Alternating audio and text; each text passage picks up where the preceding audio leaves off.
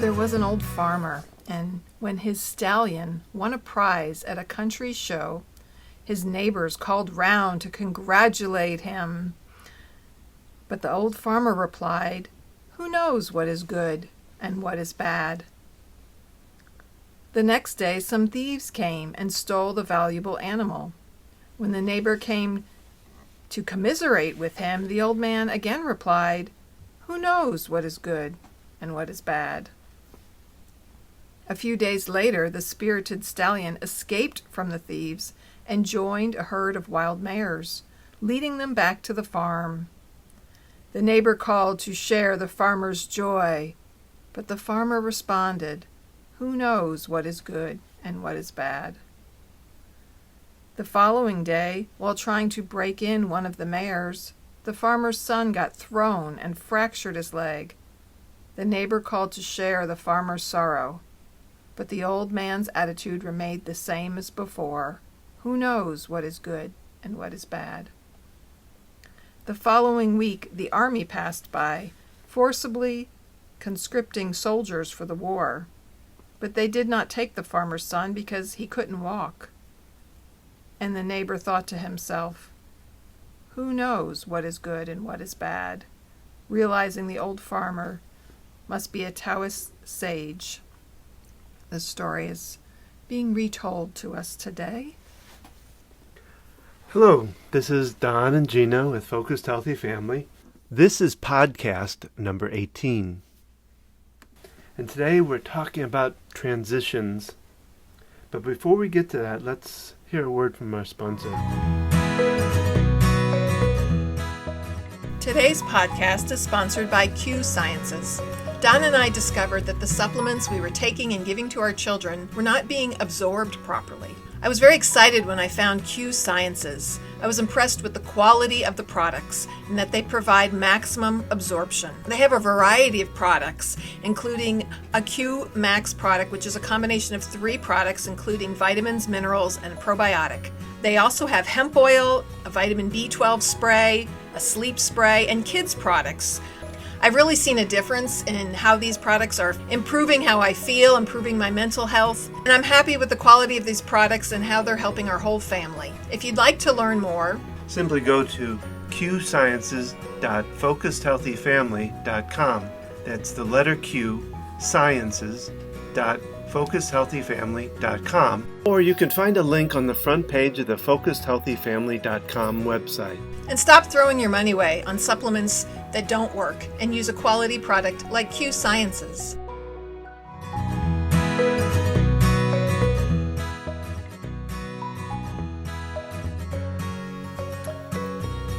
We're back. Glad you're here.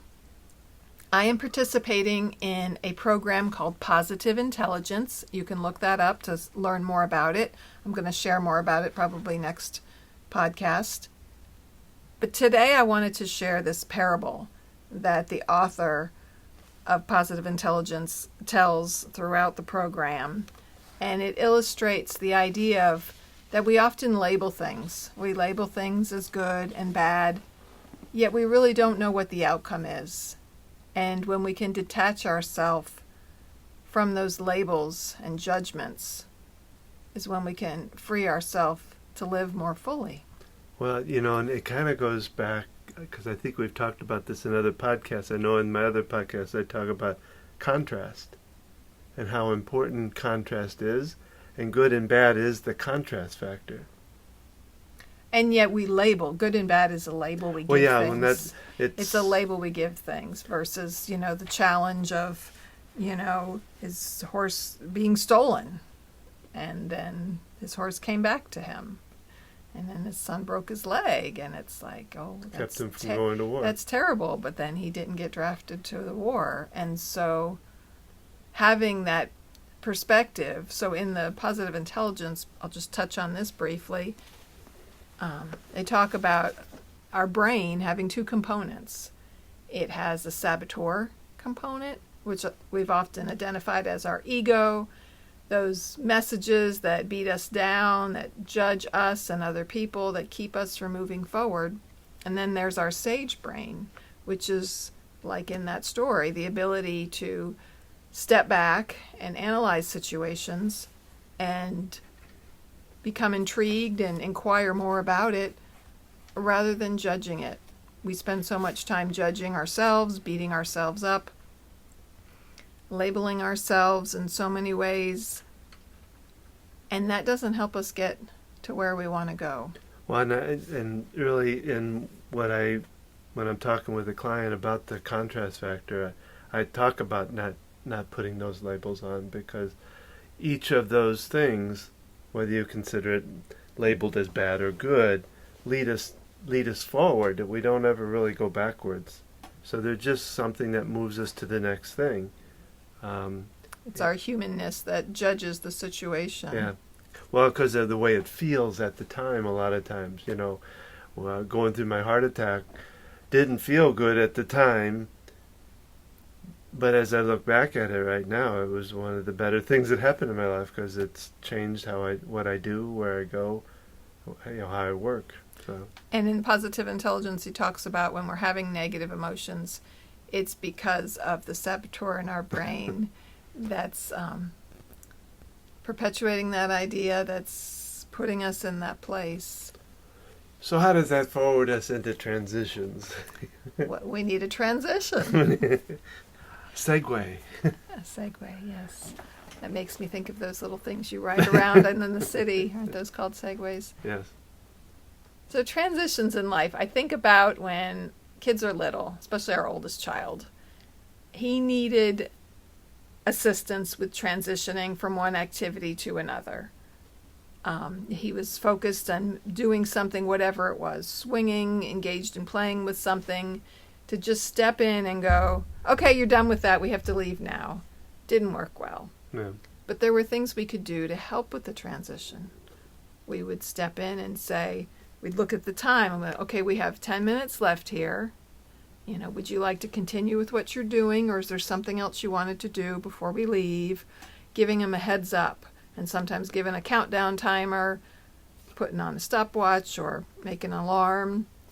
And then he would know when he'd hear that it was time to do the next thing. And that could be so helpful for so many kids. Thinking about it. Making it easier. Easier for transitions. Yeah. Well, right now we're going through transitions here at home. Yes. With moving kids and... So Don and I are the parents of 3 kids, 24, 20, and 13. And so, thinking how many years ago, I think it was just over 3 years ago, our oldest moved out. And so that was a transition. There was change there. He moved out of the house. The good thing that came out of it for our youngest was she got her own room finally. Yeah, that's true. And so that was exciting for her to have her own room finally, her own space. Yeah, it changed the dynamics of the house. Yes. That's probably one of the hardest transitions, I think, for a kid.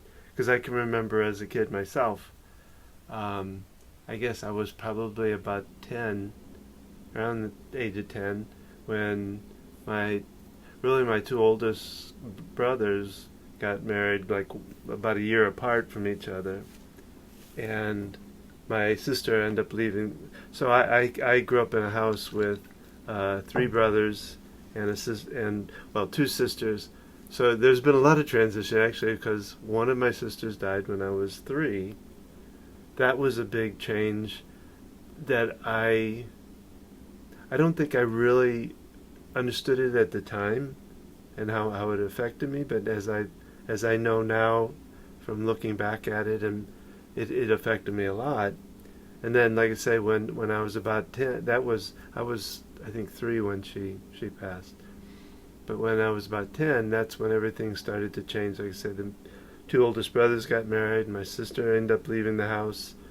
And even my 3rd brother left at a certain point, too, and moved out on his own.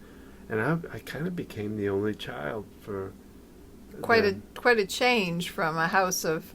full of 5 kids. or 6 kids and 2 parents. And a pretty small house at that, too. So Yes, a very small house. And now, I hear our youngest going through the same thing, and I can really sense it in me and feel for her, for her what she may be going through. I don't know the exact way she's going through it, but it's very, from what I'm hearing from her, it's very similar to what I went through and the feelings I went through, feeling very lost. I felt out of it because my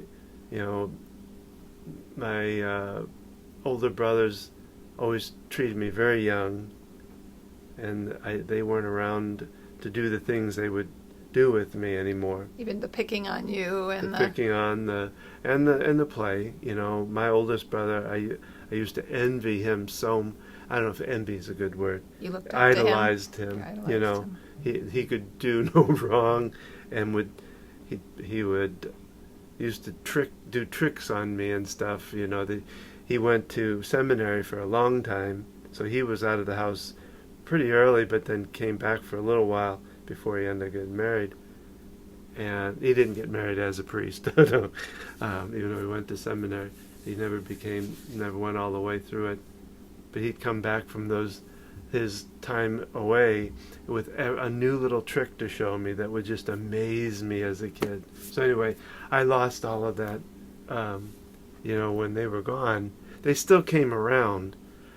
But then, now I look back at it, multiple transitions, because then when my father passed away... Yeah, I was thinking about that when you were 17. 17, that was a whole nother transition, because he was kind of the glue for the family in a way. And it changed so much that it changed holidays, it changed the kids coming around, they didn't come around as much and things like that. So it was a very, long period of time from 10 to, I moved out when I was 23, where I was really pretty much there by myself. And that was a tough transition. So anyway. Yeah, talking about transition. We all go through different transitions through childhood with siblings. I'm the middle child of just an older sister and a younger brother. And I remember we had moved a couple times growing up. And the last house we had moved into, my sister got the biggest room. And I had sort of been loosely promised that when she went to college that I could move into her room. Well, she moved out to college and I didn't get her room. And I remember being disappointed about that. I remember we moved there. I was 12, almost 13.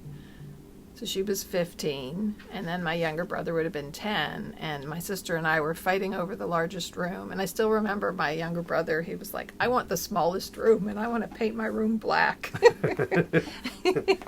So he took a different perspective of it. Well, I just think when you said the room black, you remember in our old house, that was, you didn't move in with me. I bought the house.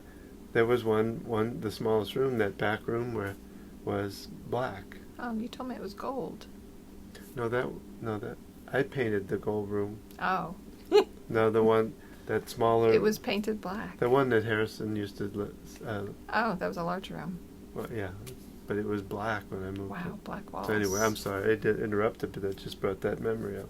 Black walls. So right, and so. Those transitions happening. So my brother and sister and I were pretty close in age, 2 and 3 years. I know you and your oldest brother have an 11-year age spread, but there were 5 or 6 kids growing up. Our kids have an 11-year age spread, but there's only 3 of them. Yeah. So and our youngest is 7 years younger than her older sister. So she's always talked about feeling different. Mm-hmm. Feeling so much younger. Her cousins are pretty much the age of her older sister, and just always feeling so much younger than people, getting labeled as the youngest. I know. Left out, feeling a little left out with things, and, too. There were transitions that happened in my family. My parents had moved out onto a wonderful home on the lake, a big home where we could all come and stay. They moved into that house shortly after our oldest was born, and we would go there every summer. We'd get together at either Thanksgiving or Christmas. My brother and his kids would come down. My sister would come down. Sometimes her husband and usually dogs. That was kind of our vacation. Remember that? It was. At the time we couldn't really afford to do much. That was our vacation. And it was only 2 hours from us, so I would go down with just the kids. We'd make trips down there frequently. And I think Lexi was 5 when my parents decided to leave that. It had become a lot for them to do, to take care of, with my dad having Parkinson's and them getting older and realizing it was a lot to keep up. And so they moved closer to us, but into a smaller home in a 55-plus community. And we no longer had this lake house escape to get to. And there were a lot of memories made there with especially our kids and my brothers, growing up as cousins together, because my brother's up in Pennsylvania and we're here in Charlotte, North Carolina. So the distance, but yet we'd get together for about a week and kids would connect and spend time together. They made some movies together. And well, they had plenty of space there too where they could escape. You could, like I said, we went down there kind of almost like it was a vacation for us, and so we could go and find a hiding spot and have some time to ourselves and all that. Whereas now their house is small. It's a 3-bedroom. Still a pretty good sized house, but it doesn't have the escape rooms. The other house, the master bedroom was on the main level, but upstairs there were basically 3 bedrooms and then the bonus room with a huge bathroom, and so there was plenty of room for us to spread out and stay.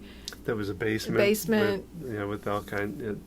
And then outside and the lake deck and the going on the water. And so I know it was difficult for all of us to say goodbye to that house and, not getting together there.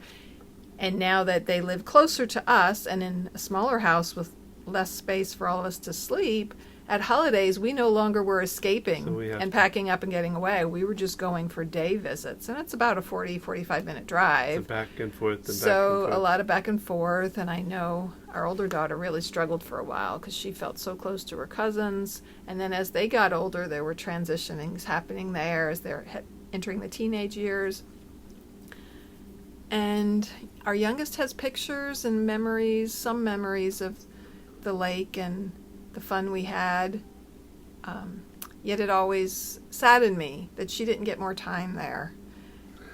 Because I always pictured the kids growing up there and maybe coming there with boyfriends or girlfriends and just seeing them aging, as adults at that lake house. And yet that time got cut short. Now it goes back. I went through the same thing. My grandparents, one passed away when I was 5, and my grandmother then moved out of the house. My brothers and sisters got to go up there for weekends and weeks. On the farm. I think even longer. I think they went up there for a month at a time sometimes. Your grandparents were farmers. And they got to do all the neat stuff, milk the cows and, the stories they tell. And all I have is some brief memories, and I'm not even sure how true they are, whether I saw them in pictures or not. So I now thinking about that, my life was very similar to what our youngest is going through. So how do maybe we should talk about some ideas of how can you help them go through those transitions, because that's mentally and physically, has a toll. Sure, and emotionally. Well, if anyone knows, please tell us. Well, you talked about how you relate the story of it, when that you have to be careful and how you label things. How you label them. I realized not that long ago that our youngest grew up with extra difficulties. Her sister developed severe sudden OCD when she was a year old. When she was 2, Don had a massive heart attack, nearly died.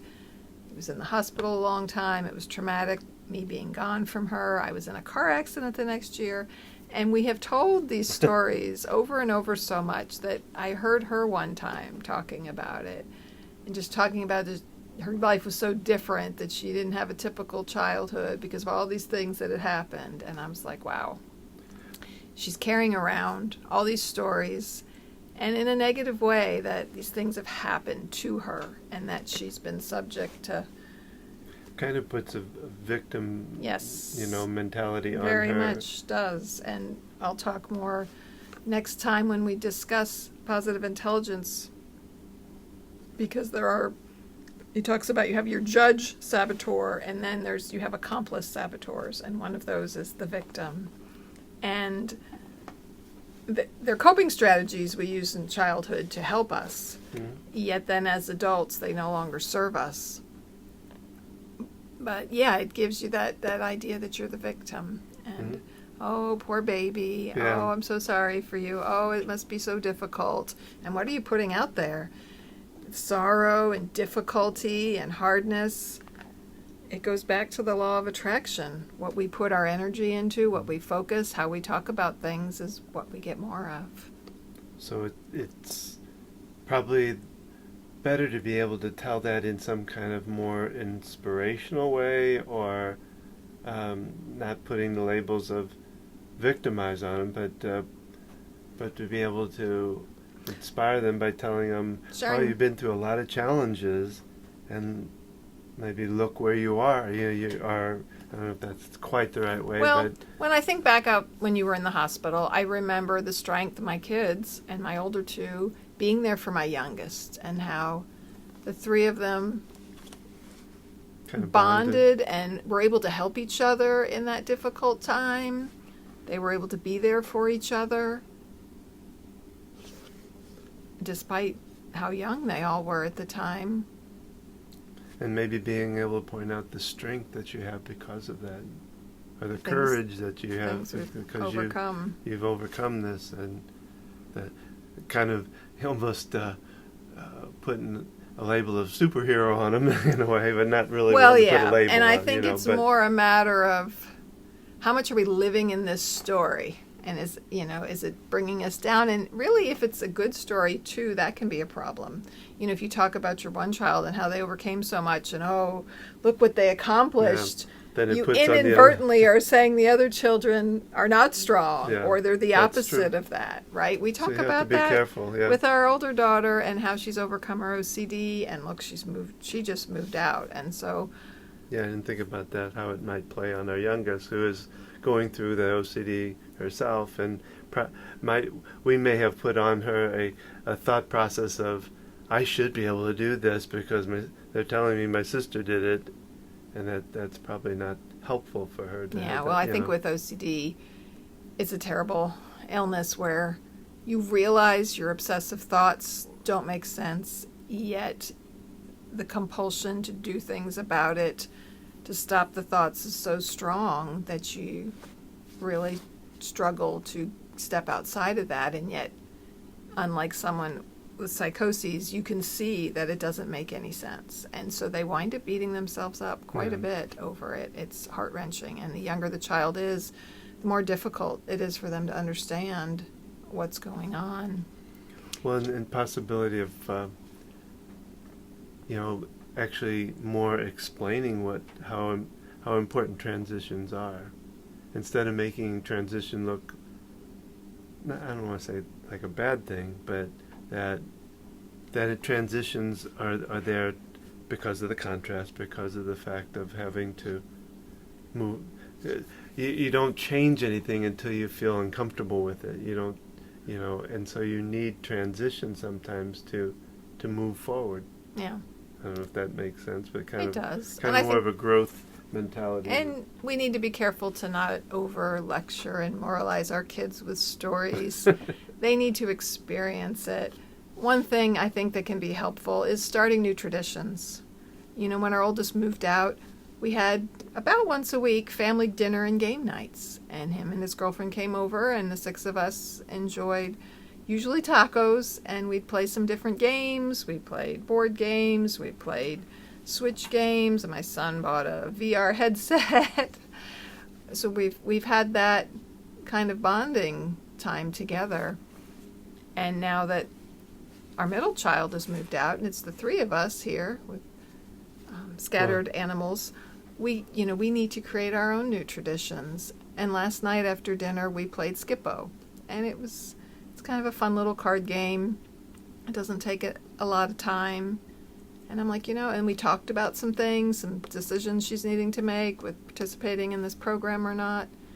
And I thought about it, like, this could be fun. This could be our thing, that after dinner we play a round of Skippo. And, it can become the three of us. a new tradition, right? And so now we have new traditions to create, because I know one thing she's talked about is now it won't be easy to get together. Abby's 3 hours away, and we're not going to be able to have family game nights, and it's going to be so we'll have to more difficult. We'll have to rethink that too, as far as how to tie our middle child in, and who's now about 3 hours away, and make a new tradition with how we tie her into things. The one thing, this is off the track a little bit, over the holidays, we get together with my family. Sometimes it's Thanksgiving or it's Christmas, and we play a white elephant game where everybody contributes a silly gift or a simple gift, low cost, or something you're regifting, and we play the game, and you pick numbers, and you pick the gifts, and you can steal, and all this. So with COVID, that year in 2020, my brother couldn't come down with his kids, and I wanted to continue this tradition. So I said, can we do this virtually? Can we get together over Zoom and still play White Elephant? And I think we talked about it in another episode. So finding ways to continue traditions, to modify them, to help with those difficult transitions, having some new and exciting things to fall back on. It's interesting because our youngest, I don't know if you brought it up to her or she came up with the idea of moving into her sister's room,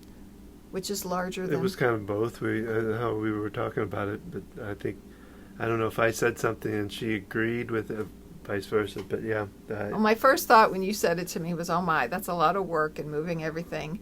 But then I started thinking about that when I was that age, and a little bit older, my sister went to college, and I didn't get her room, and how I felt kind of, what's the word? What's that word? Where someone's going to do something for you and then they don't. It's on the tip of my tongue. I can't see it, but that's okay. Because I'd been told that this could happen, and yet it was sort of an empty promise that it didn't. And so I've been thinking about that. And I've realized this is something I'll have to bring up with our other daughter, who's looking at this move as, I'm moving out for a year. Yeah. And I don't want to laugh at it. She's 20, and this is a big transition for her. And she moved out last summer for 3 months. It was temporary. Her friend was doing an internship for just 3 months, and so she knew she had work at her aunt's. And so they made a plan, and they got a 3-month lease. And so it made it manageable, knowing it wasn't forever. And I think that's how she's handling this move. They have a 1-month lease. A 1-year lease. A 1 year. Yeah, 1 month. Yes. So I don't want to rent another van for a month down the road here. It's been a spring and summer of moving. Yes. Our son in January moved from one apartment to another to have a more accessible apartment, and we spent a lot of time helping him move. And then we've moved our daughter up to Raleigh, which is a little bit more difficult at the distance. And we have 2 elderly dogs now, and so we have transitions going on with that. And so it's something we need to think about, and we need to think about the stories that we're saying and how we're labeling these different things, and finding ways to find the gifts in the experiences and looking for new ways of looking at it. Well, we also want to remember, because we talk about this too in our communication course, that we want to listen to their feelings with it too. We don't want to, it's easy for parents, I think, sometimes when they say, the kids come on and say, oh, it's so sad that, all this change, I don't know, I feel bad about it, is not to go, well, it's not a bad thing. It's, and let's look at the good things that come out of it. But to listen to them and say, wow, it is. It's tough to go through transition, isn't it? And let them just talk through it. And rather than labeling it tough, wow, I hear that this is Yeah. difficult for you, that, you're really sad about this, and helping them to identify those feelings, giving the feelings names, but being careful, again, not to label it, but like you said, hearing them. And that's, listen through it. Don't smudge the feelings. You have to step outside of that need to want them to feel better, to want them to be happy about it. We need to let our kids have their feelings, whatever they are. Well, that's our podcast for today. We hope we've given you some ideas here about transition. And we'd love to hear from you about it. Make sure to leave us a comment. If you like what you heard today, you can learn more about our parent coaching program or the workshops we do on communication and other things. You can go to www.focusedhealthyfamily.com, or you can follow us on Facebook at Focused Healthy Family. Follow me on Instagram at Gina at Focused Healthy Family. And remember, how you speak to your children shapes their future.